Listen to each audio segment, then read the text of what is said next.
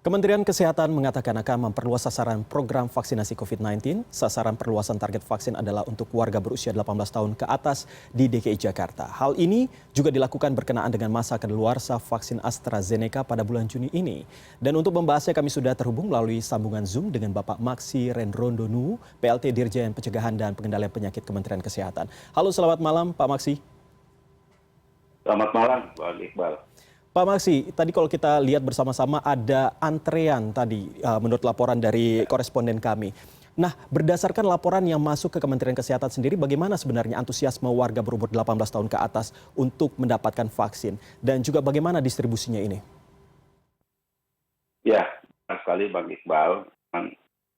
Dalam beberapa hari terakhir ini kami sudah mengeluarkan surat resmi khusus DKI Jakarta untuk memulai vaksinasi umur 18 tahun ke atas.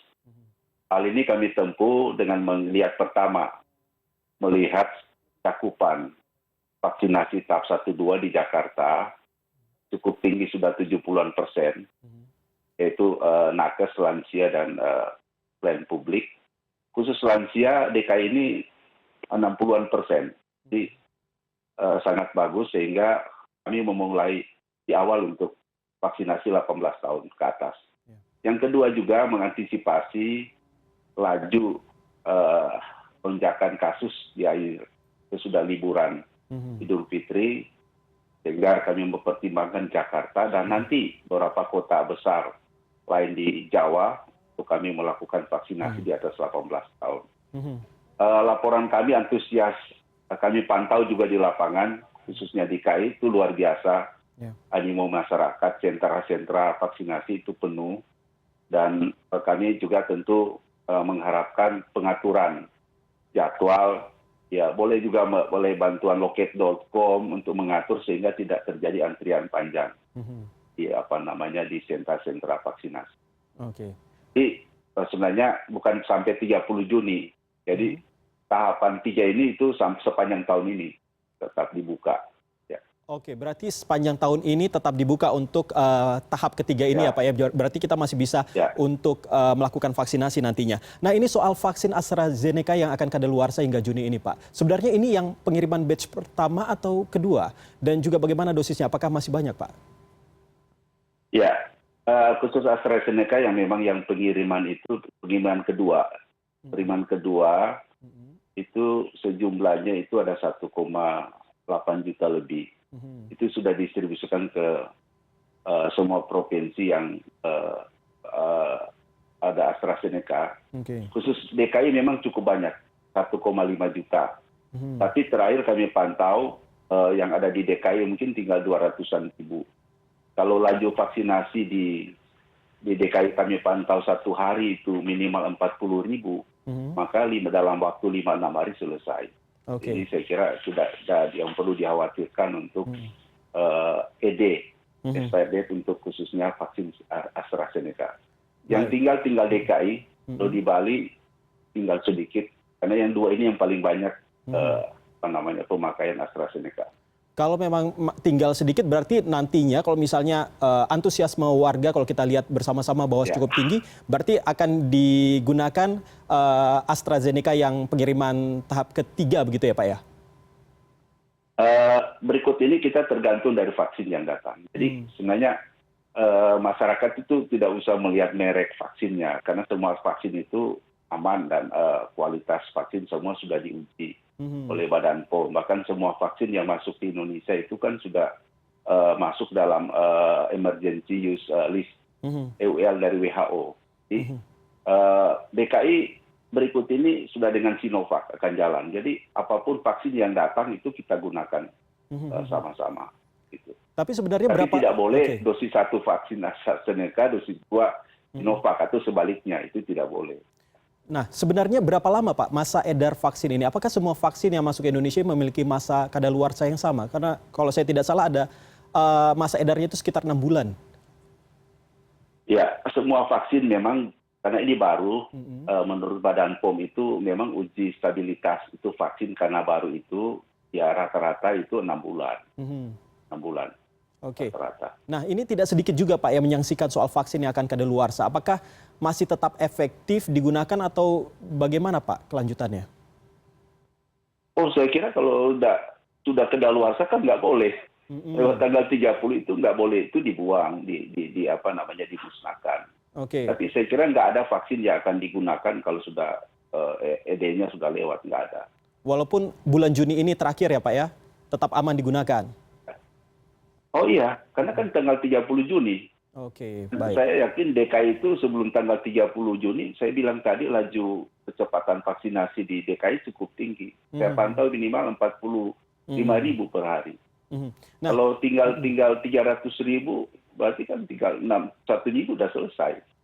baik. Berarti semua bisa terpenuhi ya Pak ya. Nah ini berbicara soal Jakarta yang dipilih Nah, pertama untuk vaksinasi warga berumur 18 tahun ke atas. Apakah ini semata karena Jakarta memang seperti yang tadi sudah disampaikan mengalami peningkatan yang signifikan. Bagaimana dengan daerah lain Pak? Apakah sudah ada agenda daerah mana selanjutnya yang akan jadi sasaran vaksinasi?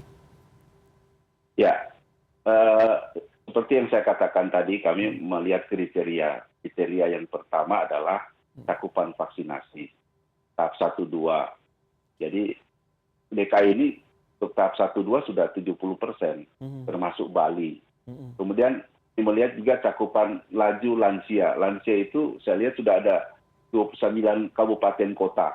Di Jawa hampir semua kota besar, kecuali Bandung. Mhm. Itu sudah di atas 50%. Sehingga kami lakukan percepatan untuk memvaksinasi di atas 18 Mhm. tahun.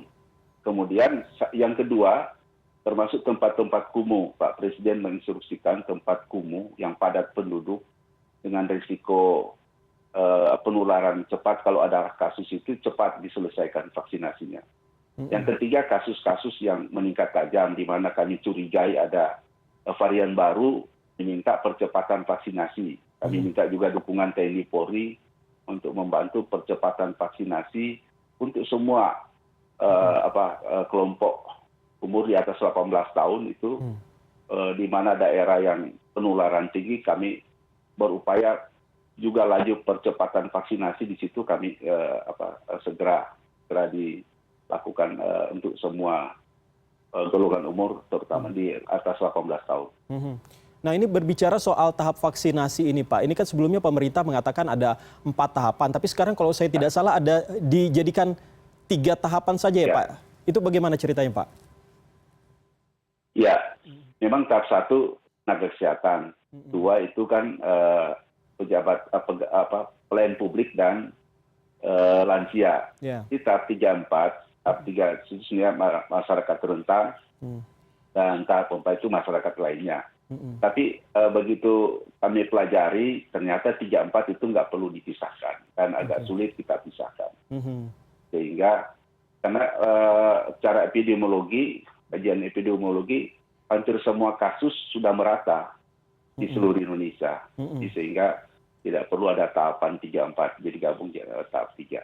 Oke. Nah ini kan kita tadinya kita berbicara soal vaksinasi untuk masyarakat umum yang berumur 18 tahun ke atas. Nah ini data Satgas Ya. Penanganan COVID-19 kemarin juga mencatat bahwa setidaknya ada 1,2% anak usia di bawah 18 tahun di Indonesia ini meninggal akibat COVID-19. Nah ini bila dihitung secara kumulatif ini Pak, kasus kematian secara keseluruhan, maka ada 1,2% itu kurang lebih 630 anak yang meninggal dunia. Nah ini sebenarnya apalagi bulan Juli nanti ini kan direncanakan akan dimulai program pembelajaran tatap muka Pak. Bagaimana Kemenkes melihatnya jika dikaitkan dengan vaksinasi yang saat ini masih menyasar masyarakat di atas 18 tahun? Jadi tidak ada jalan lain, protokol kesehatan. Yang pertama, protokol kesehatan itu wajib. Mhm. Kalau untuk buka sekolah tentu saya kira surat edaran bersama, kesepakatan bersama berapa menteri itu harus kita lakukan. Mhm. Ada masing-masing tugas, termasuk kita Kementerian Kesehatan, bagaimana memonitor dan mengevaluasi pelaksanaan sekolah yang sudah langsung, dan mana kita melakukan pengawasan lebih penerapan protokol di sekolah itu. Mhm. Yang kedua, tidak ada jalan lain, percepatan vaksinasi ini, terutama untuk guru dan tenaga kependidikan yang ada di sekolah itu harus semua divaksin. Itu Mhm. yang percepatan untuk warga sekolah. Jadi gurunya, tenaga kependidikan yang ada di sekolah dari berbagai tingkatan sampai di universitas. Dan yang berikut, saya kira percepatan vaksinasi untuk keseluruhan. Karena kalau bentuk 70% herd immunity plus 18 tahun sendirinya, dengan sendirinya kita sudah melindungi anak yang di bawah anak yang di bawah 18 tahun. Berarti untuk sementara belum ada rencana untuk melakukan vaksinasi terhadap anak di bawah 18 tahun ya Pak ya? Belum ada. Belum ada. Oke. Nah ini terakhir Pak, terkait masih banyak masyarakat yang enggan untuk mengikuti program vaksinasi. Apa saja yang sudah dilakukan oleh Kemenkes yang tentunya bekerja sama dengan pemerintah daerah? Ya, saya kira upaya-upaya kampanye secara masif itu harus dilakukan, bukan cuma pemerintah tapi swasta, lembaga-lembaga agamaan. Tadi baru kami rapat dengan NU dan Muhammadiyah untuk meminta tolong di samping vaksinasi protokol kesehatan, tapi kampanye itu sangat penting untuk memahamkan orang-orang, apalagi anti hoax yang berkembang. Mestinya itu kalau kita semua bersatu melawan itu, saya kira kami harapkan masyarakat tidak akan terpengaruh. Baik, terima kasih. Terpengaruh dengan isu-isu yang membuat masyarakat ragu atau takut datang untuk divaksinasi. Baik, semoga dengan penjelasan Bapak tadi masyarakat semakin antusias untuk melakukan vaksinasi dimanapun berada. Terima kasih Pak Maxiren Rondonu, PLT Dirjen Pencegahan dan Pengendalian Penyakit Kementerian Kesehatan sudah berbagi informasi dengan kami di CNN Indonesia. Ya, terima kasih Bang Iqbal.